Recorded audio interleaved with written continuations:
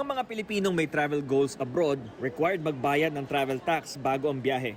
1,620 pesos sa economy, 2,700 pesos sa first class. Mabigat para sa mga biyahero lalo na kung budgeted ang biyahe. May panukala sa Kamara kaugnay niyan. Isinusulong ni House Majority Leader Sandro Marcos na alisin na ang travel tax. Hindi naman ani yan nagagamit ng maayos ang pondo na mula sa tax. Actually, the funds that are allocated to it are very scarcely or hardly used as efficiently as possible.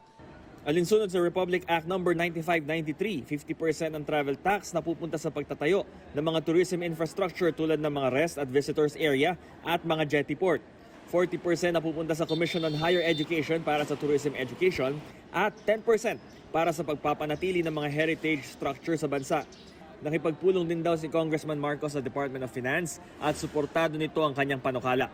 Hahanapan daw ng ibang pagkukunan ng pondo ang mga pinaglalaanan ng travel tax. Ang Department of Tourism ipapaubaya sa Kongreso ang kahihinatnan ng travel tax. Should they deem it necessary to remove the travel tax, we will continue to advocate that government must fund tourism infrastructure. Ikinatuwa ng ilang mga biyahero sa paliparan ng panukala. Mas okay yun kasi para mas ma-promote yung tourism saka mas malesan yung gastos natin kung may plano tayong mag-travel. Dagdag siya sa expenses kasi yung airfare din hindi rin, mataas din kasi yung airfares ngayon. Kung dala mo 1,000 lang, di kulang. Hindi ka pa pala makakaalis. Oo. Kailangan talaga, alis na sa 2,000.